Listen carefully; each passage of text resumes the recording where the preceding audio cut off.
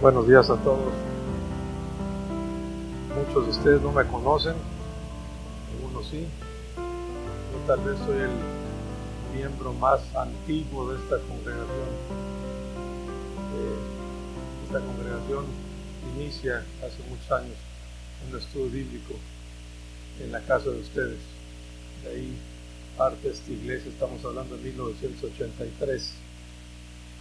Y desde que la iglesia se formó, yo he tenido el privilegio de ser miembro de esta iglesia, pero no vengo a este culto, salgo mucho por mi trabajo y no conozco a muchas personas de aquí. Yo creo que muchas de ustedes tampoco me conocen, por eso quise introducir esto, pues, para que sepan quién soy. Fui anciano subgobernante por 14 años del primer consistorio de esta iglesia, y bueno, esta es mi iglesia, aquí me puso el Señor, y hasta donde Él quiera estaré, y a donde quiera llevarme me iré, pero mientras Él me tenga aquí vamos a estar. Hoy me invitaron los ancianos a predicar,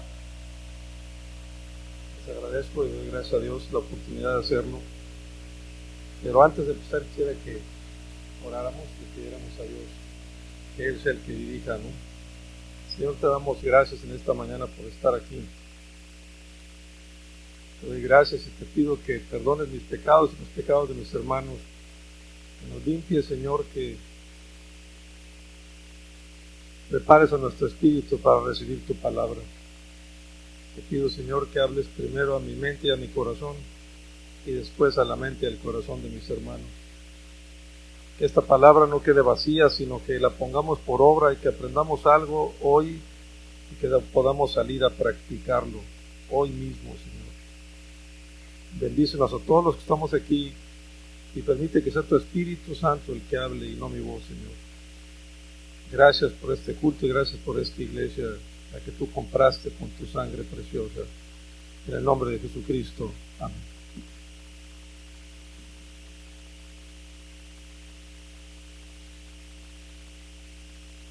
Antes de empezar, quisiera hablar de la palabra premisa. Todos hemos escuchado esta palabra, estoy seguro, pero pocos a lo mejor hemos averiguado qué significa. El significado de la palabra premisa es una afirmación o idea que se da como cierta. Una afirmación o idea que se da como cierta. Y antes de iniciar y entrar a la predicación, que como nombre lleva, deben existir los problemas entre los hermanos en las iglesias. Antes de eso quiero decirles que tenemos que hablar de tres premisas, de tres cosas que son ciertas. La primera premisa es que esta iglesia es una iglesia cristiana, ¿no? ¿Sí o no? Es una iglesia cristiana, ¿por qué? Porque seguimos a Cristo, creemos en Cristo. Y por lo tanto, bíblicamente le pertenece a Cristo. Si no lo creemos así, nada más falta revisar Efesios, capítulo 1, versículo 20 en adelante, y lo voy a leer. Dice: la fuerza de Dios, la cual operó en Cristo, resucitándole de los muertos y sentándole a su diestra en los lugares celestiales. Sobre todo principado y autoridad, y poder y señorío, y sobre todo nombre que se nombra, no solo en este siglo, sino también en el venidero. Y sometió todas las cosas bajo sus pies, y lo dio por cabeza sobre todas las cosas a la iglesia. Dios puso a Cristo nuestro Señor sobre todas las cosas como cabeza de la iglesia. Y sigue diciendo: la cual es su cuerpo, plenitud de aquel que todo lo llena en todo. La iglesia cristiana le pertenece a Cristo. La cabeza de nuestra iglesia es Cristo. Y si todavía tenemos dudas, pudiéramos revisar Hechos, capítulo 2, 47, donde dice que Él, Cristo, es el que añadía a la iglesia a las personas que habían de ser salvos. O sea que si tú estás hoy en esta iglesia y eres salvo, y tienes a Cristo en tu corazón, Cristo fue el que te puso aquí, no tú. No fuiste tú el que tomó esa decisión, aunque así lo pienses y lo creas. Cristo te puso aquí. Y si Cristo te puso aquí es porque tiene un propósito para ti aquí. No en otro lado, aquí. Por lo pronto, aquí. Segunda premisa. Hablando de conflictos. En esta iglesia, como en todas las iglesias cristianas, estamos los malos, no los buenos. Si alguien se cree bueno, no debe estar aquí. Cristo vino a salvar, ¿qué? Lo que se había, ¿qué? Perdido. ¿Sí o no? Y si no creemos, vayamos a 1 Corintios. Si nos queda duda que esta premisa es cierta, vamos a 1 Corintios 1:28. Y la palabra del Señor dice así. Vamos desde el 26. Pues mirad, hermanos, vuestra vocación, que no sois muchos sabios según la carne, ni muchos poderosos, ni muchos nobles. ¿Qué está diciendo? Que aquí no estamos los eruditos, los sabios, los inteligentes, los grandes, los importantes, sino que lo necio del mundo escogió Dios para avergonzar a los sabios, y lo débil del mundo escogió Dios para avergonzar a lo fuerte, y lo vil del mundo y lo menospreciado escogió Dios, y lo que no es, para deshacer lo que es, a fin de que nadie se jacte en su presencia. Nadie va a poder llegar al cielo y decirle a Dios: mira, Dios, yo estoy aquí porque fui muy bueno. ¿No dice el Señor que no hay bueno ni a uno? No estás aquí por bueno, estamos aquí por mal, estamos aquí por pecadores, estamos aquí como el ciego que se encuentra a Jesús y le devuelve la vista.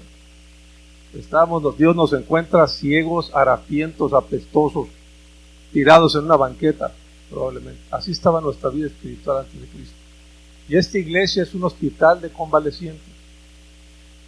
Aquí estamos los enfermos, que estamos de salida de una enfermedad muy grave, pero que como enfermo convaleciente tienes recaídas. Todavía no termina de curar, todavía no sale del hospital. Entonces la segunda premisa es que aquí estamos los malos, y si lo dudamos un poco más, voy a dar otro ejemplo. Efesios, lo que acabamos de leer, la lectura de hoy, capítulo 4, 22 al 32. Y dice así: en cuanto a la pasada manera de vivir, en cuanto a lo que éramos antes, ¿no? Nuestra antigua vida, antigua naturaleza, y estoy hablando de la vida espiritual, hermano, no de la vida física, ¿ok? Porque uno puede ser muy bueno en la vida física, en la vida normal, pero ante Dios, tu espíritu, tu vida espiritual, está como te la está diciendo la palabra de Dios. Así te encontró Dios. Y mientras más bueno te creas, peor te veía Dios. Bienaventurados los pobres de espíritu, porque de ellos es el reino de los cielos. Bienaventurado aquel que reconoció su pobreza espiritual, para que Dios lo pudiera ayudar. En cuanto a la pasada manera de vivir, despojados del viejo hombre que está viciado conforme a los deseos engañosos. El viejo hombre, espiritualmente hablando, el que éramos nosotros, estaba viciado, dice la palabra de Dios, lleno de deseos engañosos. Y vestidos del nuevo hombre, creado según Dios en la justicia y santidad de la verdad.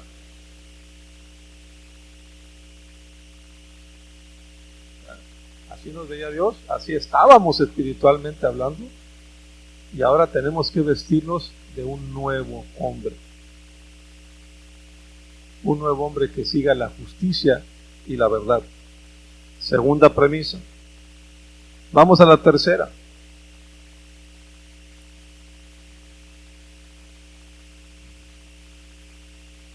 Tercera premisa.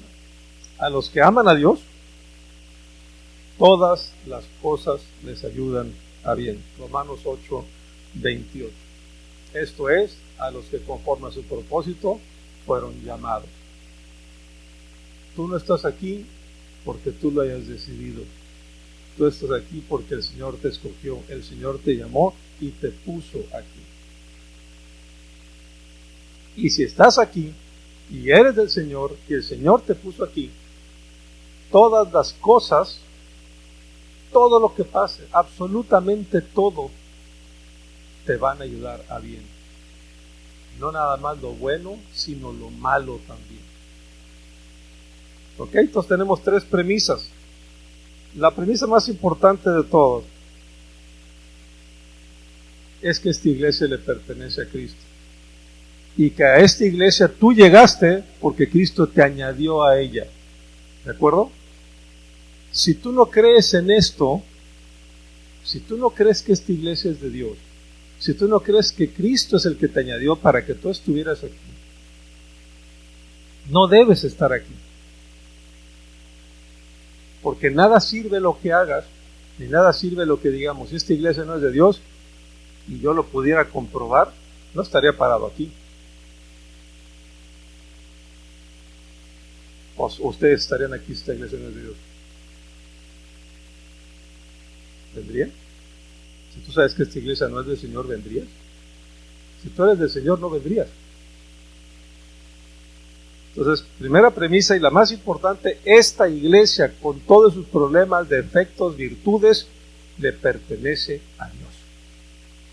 Esta iglesia está gobernada por Dios. A esta iglesia llegaste por Dios. Dios te puso en esta iglesia. Y si te puso con un propósito específico.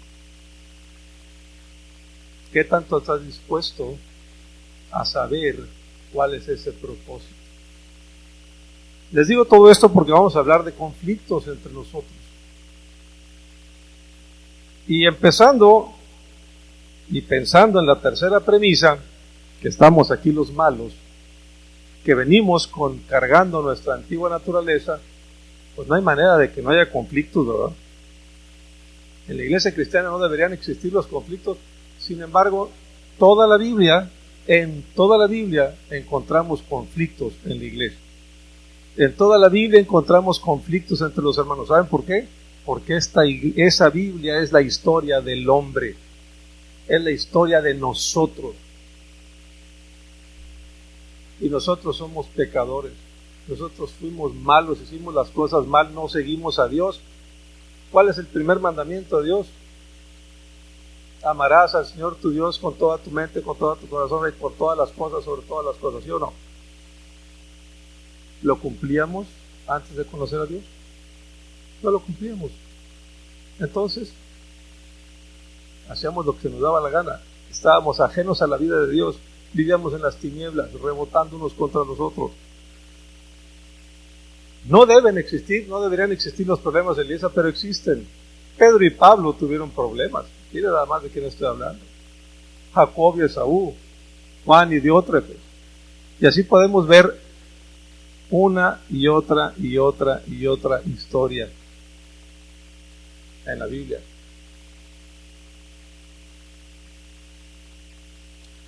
Pero pensando en esta predicación, dije, ¿por qué es que existen? ¿Qué dice la Biblia del por qué existen los problemas en nuestra congregación o en las congregaciones o en la iglesia en general? Y encontré en Santiago, capítulo 4, versículo 1, algo muy importante. Y dice Santiago así: ¿de dónde vienen las guerras y los pleitos entre vosotros? La misma pregunta que me hacía yo es la misma pregunta que hizo Santiago. Curiosamente, ¿no? Hace ya 2000 años, Santiago se hace la misma pregunta. ¿De dónde provienen los pleitos y las guerras entre nosotros? ¿De dónde creen?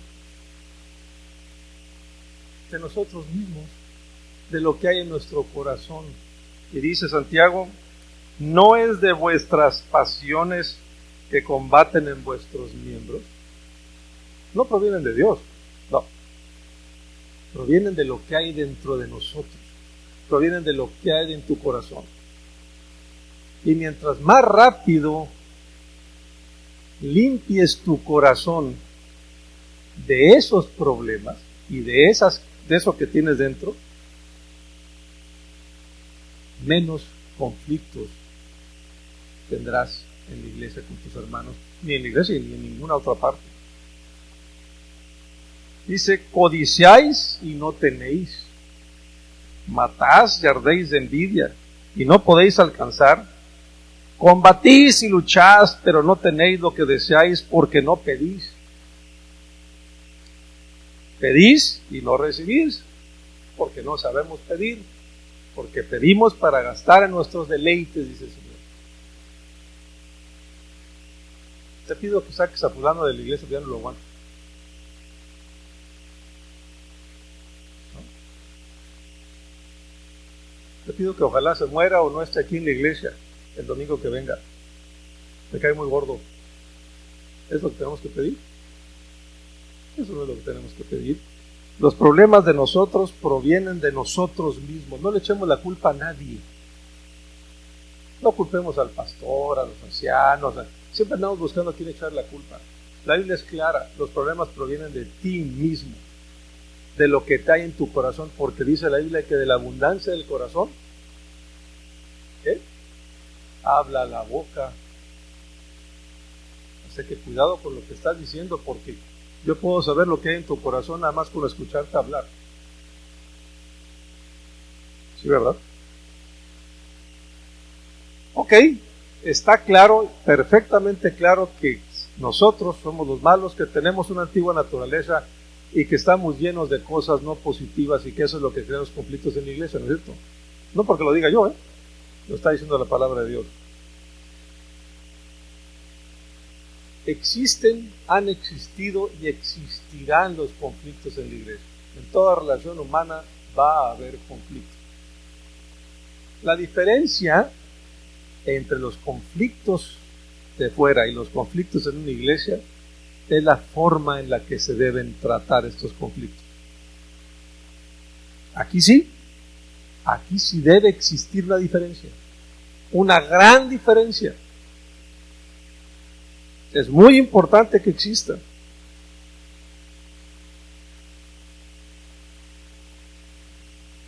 ¿Cuál es la diferencia entre una iglesia sana, madura, y una iglesia enferma e inmadura? La diferencia, hermanos, es la forma en la que tratamos y resolvemos los conflictos entre nosotros. Qué curioso, y no lo digo yo, y ahorita lo vamos a demostrar con la Biblia. Lo dice la palabra de Dios.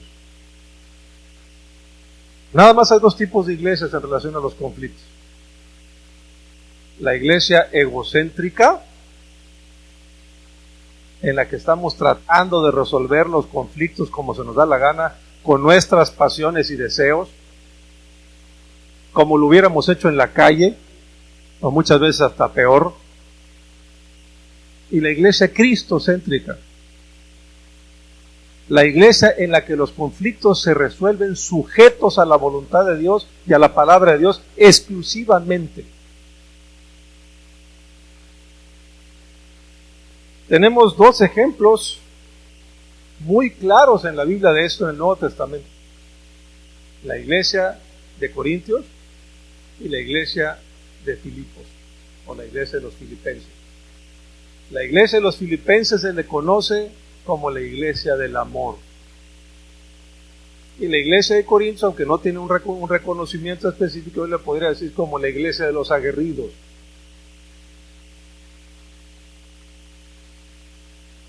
La iglesia de los egocéntricos. Y vamos a ver cómo Pablo le habla a estas dos diferentes iglesias. Y quiero que vayamos a Filipenses. Ahora sí, si tienen Biblia, búsquenlo por favor. Vamos a Filipenses, por favor.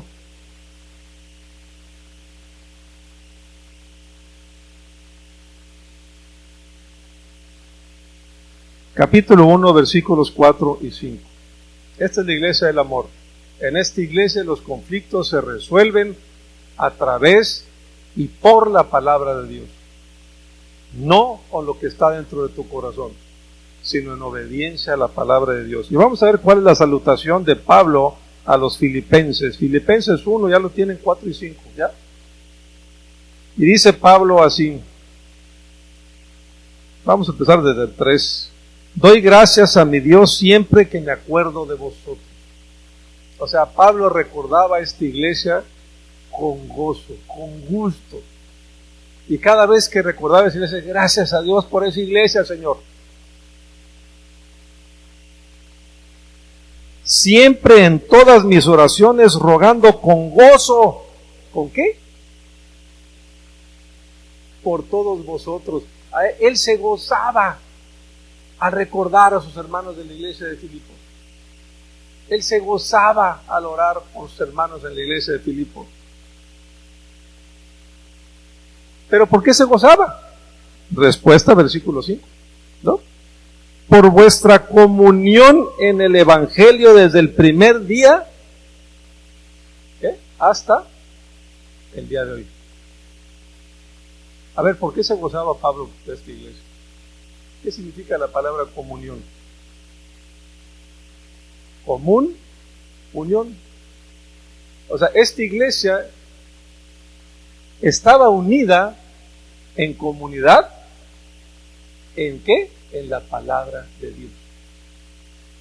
Y estuvo así desde el principio hasta el momento en el que Pablo les está escribiendo esta carta. Esta era una iglesia cristocéntrica. Si la buscan, no hay problemas en esta iglesia. Seguramente lo sabrían, pero se resolvían cristocéntricamente. Había una común unión en cómo se deberían hacer las cosas, en cómo se tendrían que resolver los problemas. Y la común unión era, versículo 5, ¿en qué? En el Evangelio, en la palabra de Dios. Y Pablo se gozaba, ¿no? Es como tú tienes dos hijos, y uno no te da problemas y el otro te da muchos problemas, a los dos los amas igual.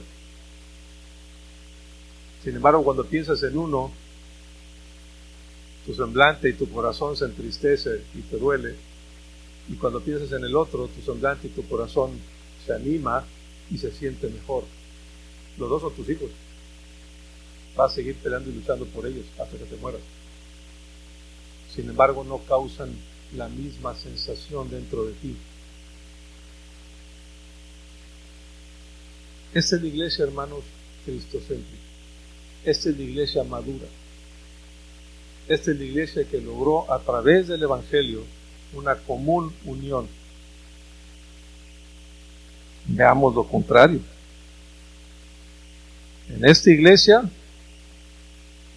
la de la común unión, todas las cosas se trabajan y se tratan a través de lo que Dios dice y no a través de lo que tú crees o piensas.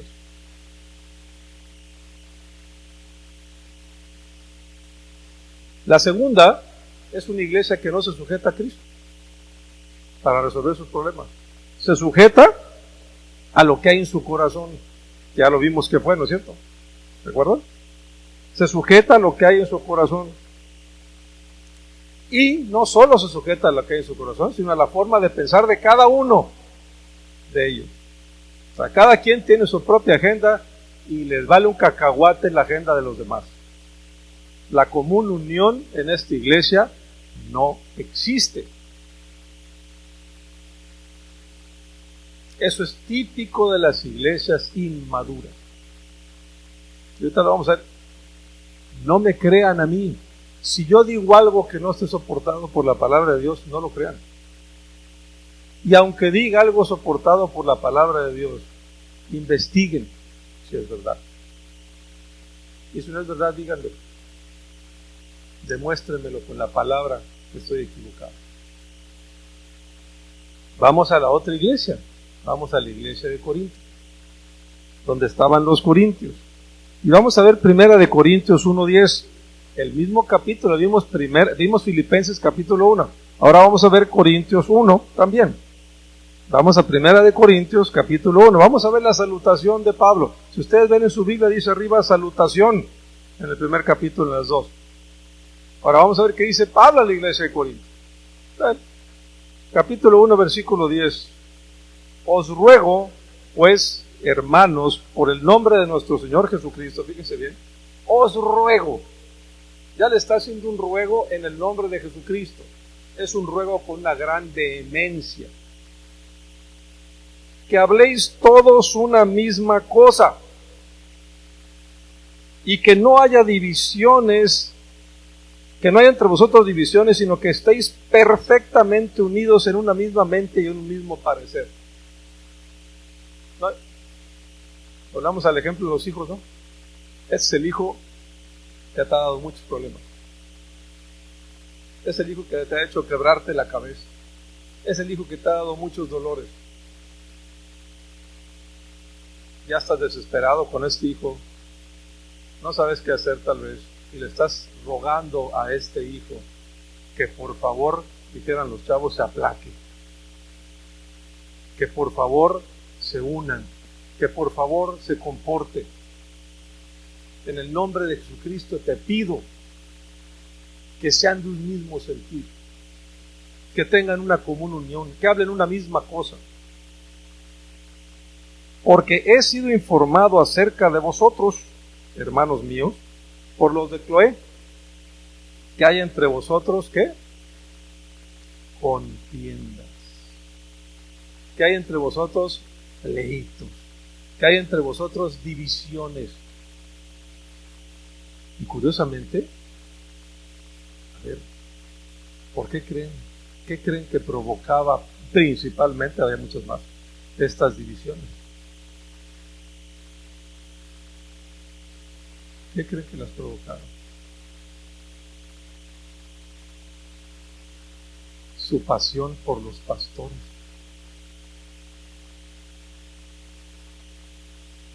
No estoy hablando de pasiones malas o enfermas. Me refiero a que unos estaban pegados, aferrados, enamorados, entre comillas, de un pastor. Y había otros grupos igualmente aferrados y enamorados de otro pastor. ¿Y saben qué? Se agarraban del chongo entre ellos. Los que querían a un pastor y apoyaban a ese pastor, no les gustaba el otro. Y por lo tanto, ese no debe estar aquí. ¿No es cierto? ¿No es verdad lo que digo? Sigamos leyendo, dice. Quiero decir que cada uno de vosotros dice, yo soy de Pablo. Estamos hablando de Pablo, de Pedro, no de nosotros, ¿eh? Los grandes apóstoles del Señor, Pablo y Pedro. Fíjense nada más. Yo soy de Pablo, dice uno, yo soy de Apolos, yo soy de Pedro y yo de Cristo. Qué curioso, ¿no? Como que me suena un poco familiar el asunto. ¿Qué les dice Pablo? ¿Está bien, hermanos?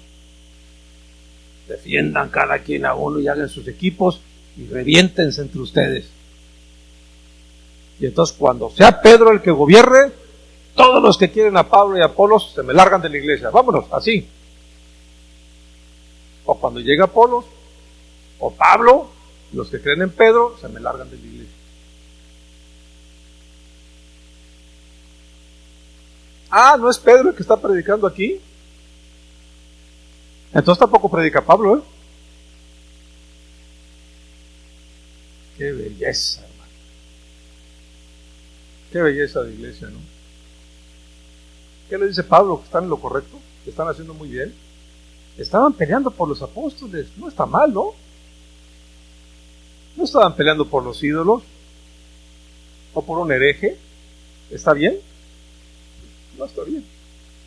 Y Pablo les dice, ¿acaso está dividido Cristo? ¿Fue crucificado Pablo por vosotros? ¿O fuisteis bautizados en el nombre de Pablo?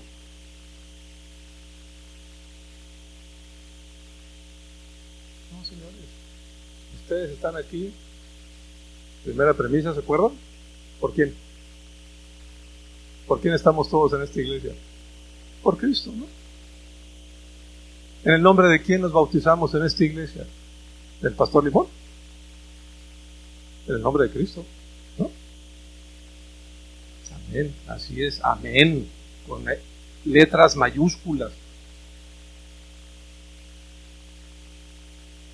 Entonces, hermanos, esta iglesia estaba dividida por un conflicto de personalidades, un conflicto de soberbia y de ego. Es que a mí no me gusta cómo predica ese pastor, no me llega. Ah, chihuahua. Entonces, ahora, ¿ese pastor predica la palabra de Dios? Sí.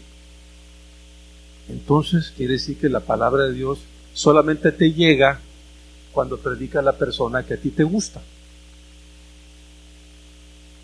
Entonces estamos destrozando todo lo que dice la Biblia, porque la Biblia dice claramente que mis palabras no quedarán vacías, sino que las mandaré y haré lo que Él, Dios, quiere dentro de tu corazón. Pero ¿sabes qué? Eres tan soberbio, ¿verdad? Estás tan inmaduro por dentro, que solamente la palabra de Dios te llega cuando predica el que tú quieres. Y entonces tú vienes a la iglesia a escuchar lo que tú quieres y a quien tú quieres. Y no vienes a la iglesia a servir, que es lo que Dios te pide. Si el pastor no te gusta cómo predica, ora por él. No pienses en el pastor cuando está predicando, piensa en lo que está diciendo. Escucha la palabra de Dios que te está diciendo. Piensa, ¿qué me quiere decir Dios a través de esta predicación? Que no me gusta cómo la da, pero está hablando de la palabra de Dios, ¿eh? Porque si aquí hay alguien que no hable la palabra de Dios, entonces sí lo corremos, ¿no? Así lo sacamos, ¿no? ¿Ve? Vamos a ver 1 Corintios capítulo 1 versículo 10. Ya lo vimos, perdón. Vamos a ver 1 Corintios, el mismo capítulo 3, versículos del 1 al 3. Nada más búsquenlo, por favor. Ya voy a terminar, no les voy a quitar mucho más de su tiempo. Ya vamos a acabar. 1 Corintios 3, del 1 al 3. De manera que yo, hermanos, sigue hablando Pablo, no pude hablaros como espirituales. Híjole, aquí se puso la cosa difícil. Pero ¿sabes qué Pablo le está diciendo? ¿Qué le estaba diciendo a la iglesia de Filipos? Gracias por su común unión. Gracias porque han creído y han mantenido la palabra desde el principio hasta hoy. Pablo les estaba hablando como espirituales, ¿sí o no? Y Pablo le dice a los de Corintio que sí, eso es también una iglesia de Dios. Es también tu otro hijo. Tú lo engendraste con tu esposa. Es tu hijo, ¿verdad? Pero no le estás hablando igual. A ese hijo que te ha dado tantos problemas, no le puedes hablar como espiritual. ¿Qué dice? Sino como a carnales, como a niños en Cristo. ¿Qué hace un niño cuando no le das lo que quiere? Muy maduramente te dice, gracias Padre por no haberme dado eso que sabías que me iba a hacer mal o que sabías que no me merezco. ¿Eso dice el niño? No, no dice eso. El niño exige. Y si no se lo das, llora, berrinche, patalea, zapatea, se tira al piso y hace el escándalo de su vida para que le des lo que él quiere, a pesar de que no sea bueno para él. Entonces Pablo le está diciendo a esta iglesia, ustedes hermanos, los he tenido que tratar como niños. No puedo hablarles con madurez. No puedo hablarles como espirituales, sino como a carnales, como a niños de Cristo. Sí somos cristianos, pues aquí nos trajo el Señor, y esta iglesia es de Cristo y por lo tanto somos. Nada más somos unos niños. Y tenemos 30 años como iglesia. Y saben, muchos niños entre nosotros nos comportamos como niños. Os di a beber leche, dice Pablo, y no vianda. ¿Qué le das de beber a un bebé? ¿Le das un bistec? Lo matas, ¿no? ¿Qué le das de beber a un bebé? Lechita, porque eso es lo único que puede digerir. Su cuerpo no está preparado todavía para digerir algo más fuerte que la leche. Entonces Pablo tiene que venir a darnos lechita. Tiene que venir como bombero a apagar el fuego. No puede venir como alguien espiritual que nos haga crecer y nos haga madurar, porque nosotros no tenemos la capacidad todavía de entenderlo. No sé si les suena familiar o no. Porque aún, dice, los di a beber leche y no vianda, porque aún no erais capaces, ni sois capaces ahora. Regresamos a Filipenses. Porque me gozo de la común unión en el Evangelio desde el principio hasta ahora. ¿Qué le dice a los Corintios? Porque ni al principio ni ahora han hecho caso. Ni al principio ni ahora hay comunión entre ustedes en el Evangelio. Y por lo tanto, en lugar de que yo venga a hacerlos crecer espiritualmente, de que venga a nutrirlos espiritualmente, a darles carne y proteína para que crezcan sanos y fuertes, tengo que llegar a seguirles dando lechita. Qué triste, ¿verdad? 4:6, ahí mismo, Primera de Corintios. Pero esto, hermanos, lo he presentado como ejemplo en mí y en Apolos por amor de vosotros, para que vosotros aprendáis a no pensar más de lo que está escrito. Hermanos, volvemos a lo mismo. ¿Qué está diciendo Pablo? Yo vengo junto con Apolo para que ustedes aprendan a que los conflictos en una iglesia no se resuelven con tus egos, con tus pasiones o con tu inteligente mente o cerebro. No se resuelven así. Se resuelven pensando nada más en lo que está escrito. Nada más. No sea que por causa de uno os envanezcáis unos contra otros. Ay, Dios, qué cierto es eso, ¿verdad? Muchos de los conflictos de las iglesias, por no decir la mayoría, son conflictos que han empezado por un hermano. Y si ese hermano tiene conflicto, tiene que haber otro u otros, ¿no? Y esos conflictos no resueltos, que son productos de tu antigua naturaleza y producto de tu soberbia, testarudez, ego, vanidad, han permeado a la iglesia, dice Pablo. ¿Y sabes qué? La han contaminado y han generado los problemas que tenemos el día de hoy. Porque nunca aprendiste a pensar más de lo que estaba escrito. Nunca aprendiste a pensar que los conflictos en esta iglesia y en todas las iglesias se resuelven exclusivamente en base a la palabra de Dios. Es que me han golpeado, me han ofendido a mi familia. ¿Cómo reacciona alguien de fuera? Le pegas un balazo, lo golpeas, lo insultas, lo demandas. ¿Cómo reacciona un cristiano? ¿Qué dice la Biblia? No les quiero dar un ejemplo porque yo creo que ya me pasé del tiempo. No quiero tomar más tiempo. Y quiero ahí mismo en 1 Corintios cómo se resuelven los conflictos. Pablo se los dice, 1 Corintios 6, 7 y 8. Les dice así: así que, por cierto, es ya una falta en vosotros que tengáis pleitos entre vosotros mismos. Qué risa me da, caray. Capítulo 6, versículos, 1 Corintios capítulo 6, versículos 6, 7 y 8. O sea, capítulo 6, versículos 7 y 8. ¿Ya? Así que, por cierto, es ya una falta en vosotros que tengáis ¿qué? ¿Cuál es la falta? Que tengamos pleitos entre nosotros mismos, ¿no es cierto? Es una falta. No debería haberlo, sin embargo los hay. ¿Por qué no sufrís más bien el agravio? ¿Por qué no sufrís más bien el ser defraudados? Pero vosotros cometéis el agravio y defraudáis, y esto a los hermanos.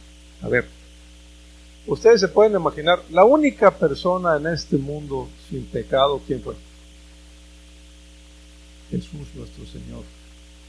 La única persona perfecta en este mundo fue Jesús nuestro Señor. La única persona buena en este mundo fue Jesús nuestro Señor. Él sí no tenía tacha, ni falta, ni mancha.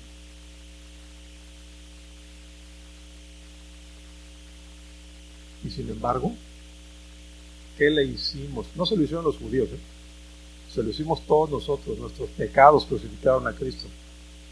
Nuestros pecados, los pecados de Rodrigo Escalante, pusieron a Cristo en esa cruz. Tus pecados pusieron a Cristo en esa cruz. ¿Cómo fue la muerte de Jesús? Primero, lo detienen injustamente. Segundo, le ponen una máscara o una costal en la cabeza y lo golpean con el puño. Tercero, lo desnudan por completo, lo amarran a un poste y le dan 40 latigazos, le destrozan la espalda. Con cada latigazo sale un pedazo de carne de su espalda. Después le ponen una corona de espinas. Después los encargar su cruz y al fin lo clavan en un madero desnudo delante de todos. Él sí, injustamente estaba siendo golpeado, injustamente estaba siendo crucificado. ¿Se imaginan que Cristo al primer golpe con el puño hubiera dicho, ya, ahí muere, Señor? Eso de poner la otra mejilla no es para mí, Eso de morir por estos pecadores, no, Señor, no. Yo no he hecho nada, ¿verdad? Cristo sufrió el agravio desde el principio hasta el fin y subió al madero para demostrarte que sí se puede poner la otra mejilla, para demostrarte que sí puede sufrir el agravio. Pero tu soberbia es tan grande, tu ego es tan grande, tu testarudez es tan grande, que no permites que nadie te ofenda. Es que ha ofendido muchas, hermanos, que me han ofendido muchas veces. A Cristo lo mataron, Le dieron 40 latigazos. ¿A ti te han dado una vez 40? ¿Siquiera uno? No te hubiera rajado el primero. Así estamos. Somos unas tacitas de porcelana que con cualquier cosa nos quebramos. ¿Cómo a mí se va alguien a atrever a ofenderme dentro de la iglesia? No hemos aprendido a sufrir el agravio, y ese es el problema, hermano. Ese es el grave problema. Que llegamos a la iglesia y no dejamos fuera la antigua naturaleza. Estamos en esta iglesia con la antigua naturaleza. Y ese es el problema que nosotros. Eso nos impide tener una común unión. Límpiense, limpiémonos de esa antigua naturaleza. Despojémonos del viejo hombre, dice la Biblia, que está viciado. Y entonces vamos a tener una comunión. ¿Nos gusta o no? Esta iglesia es de Dios, ¿sí o no? Primera premisa, ya voy a terminar. Esta iglesia es de Dios. Señor que está sentado aquí, que es nuestro pastor, ¿es de Dios? Sepa. Si no es de Dios, entonces esta iglesia no es de Dios, estamos perdidos. El consistorio que tenemos, con todos sus defectos y problemas, ¿es de Dios? Es de Dios. ¿Que toman malas decisiones? Sí, somos humanos. Todos los consistorios, yo estoy 14 años como anciano, todos hemos tomado malas decisiones. Y tal vez nuestro consistorio tomó la peor decisión que han tomado cualquier otro consistorio en esta iglesia. Y el consistorio que venga, que a lo mejor algunos de ustedes van a estar ahí, también va a tomar malas decisiones. ¿Pero qué le corresponde a la iglesia? ¿Correrlos, patearlos, criticarlos, ofenderlos? No. A la iglesia le corresponde sufrir el agravio y orar por ellos, apoyar, empujar. ¿Hace cuánto que no oras por tu pastor? ¿Hace cuánto que no oras por tus ancianos, por tu consistorio? No se quejen entonces. No nos quejemos. No nos quejemos. Con eso termino. Hay que aprender a sufrir. Que Dios nos bendiga.